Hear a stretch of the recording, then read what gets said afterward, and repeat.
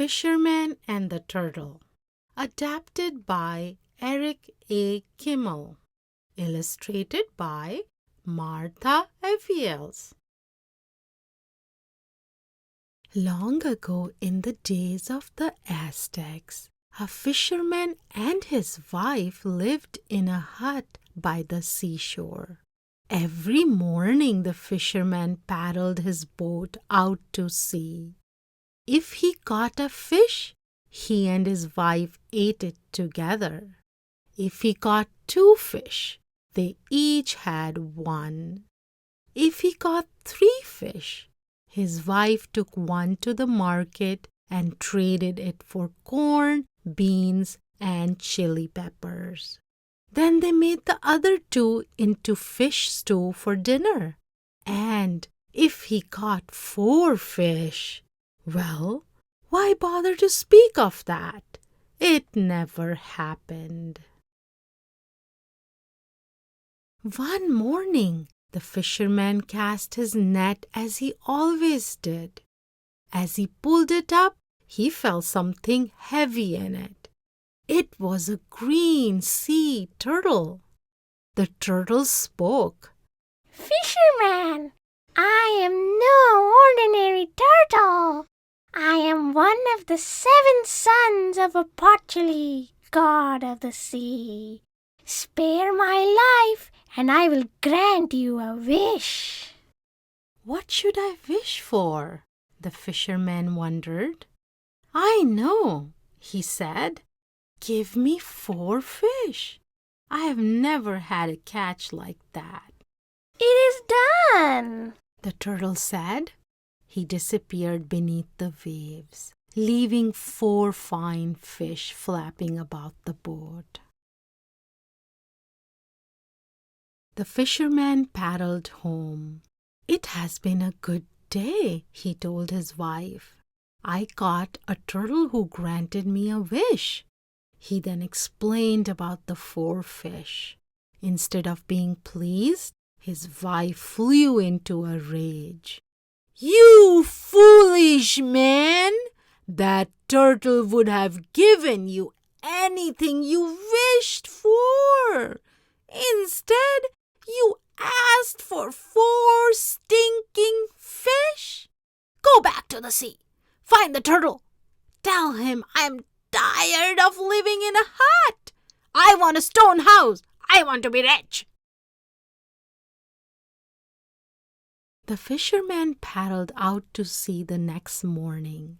He cupped his hands to his mouth and called in a loud voice, "Turtle living in the sea, son of great Opachali, my angry wife has made a wish. She wants more than 4 fine fish." The turtle raised his head above the waves. "What more does she want?" She wants to live in a stone house. She wants to be rich, the fisherman said. "Go home. It is done," the turtle said. The fisherman paddled home.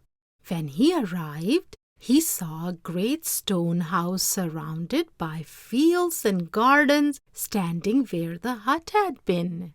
His wife came out to greet him. She wore a dress of colorful woven cloth.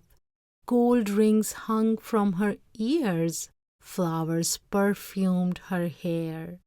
"Wife, are we rich?" the fisherman asked.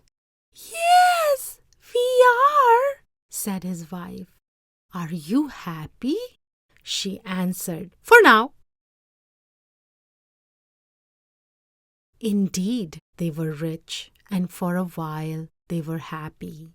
Then one day, the fisherman's wife came to him and said, "Go back to the sea. Find the turtle. Being rich is not enough. I have wealth. Now I want power. Tell the turtle I want to be the king." The fisherman could not believe his ears. "How can you be king? There is only one king in the land of Aztecs. He lives far away in the city of Tenochtitlan. The turtle can do many things. but he cannot do that. He cannot make you king." "How do you know that?" his wife asked. "Go, ask him." The fisherman paddled out to sea again. Stormy waves tossed his boat up and down. The wind howled. Salt spray stung his face. The fisherman cupped his hands to his mouth. His voice rang out over the sea. "Turtle living in the sea, son of great Opachali, my angry wife has made me groan. She wants more than a house of stone." The turtle raised his head above the waves. What more does she want? "She wants to be king," the fisherman said. The turtle answered, Go home. It is done. The fisherman paddled home. He found the great stone house deserted. "Where is my wife?" he asked the servants. The great lords of the Aztecs came. They took her to the city of Tenochtitlan, they told him. "She is king now." The fisherman walked to the great city.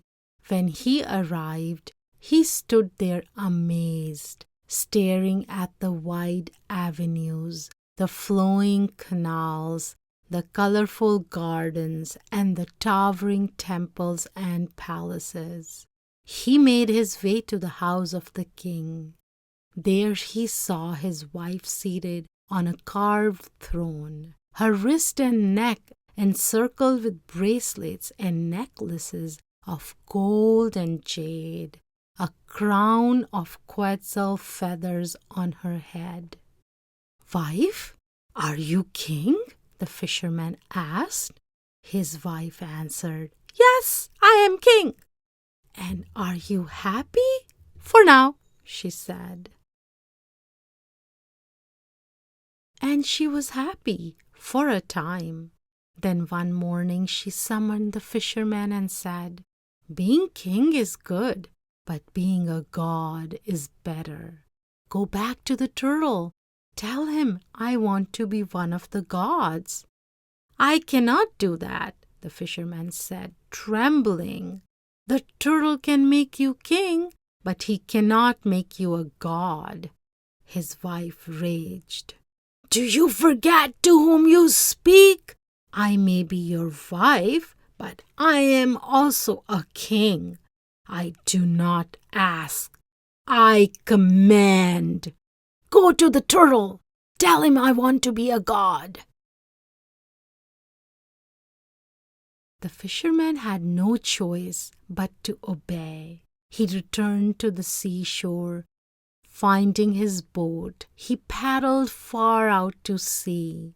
Never had he seen such a storm. Ferocious winds whipped the black water into an ugly froth. Terrified, the fisherman cupped his hands to his mouth and cried out over the hurricane's roar. "Turtle living in the sea, son of great Opachali, my angry wife has made a vow. She wants more than she has now." The turtle lifted his head above the towering waves. She is king. What more can she want? "She wants to be one of the gods," the fisherman said. And what do you want? The turtle asked. "I want to go home," the fisherman said. "I want to go back to my hut. I want my wife to stop asking for more. Go home. It is done," the turtle said. The fisherman closed his eyes. When he opened them, he found himself back on the seashore. He saw his wife seated on a jade throne beside their hut. She held a bowl of cornmeal in her lap. Garlands of flowers hung around her neck. "Are you happy now?" the fisherman asked. But his wife never answered. The turtle indeed had granted her wish. She had become like all the other gods in Tenochtitlan, a statue carved from stone. Centuries have passed. The hut and the Aztecs are gone. The great city of Tenochtitlan is only a memory. But the great turtle still swims in the sea, as he has since the beginning of time. If you met him, what would you wish for? The end.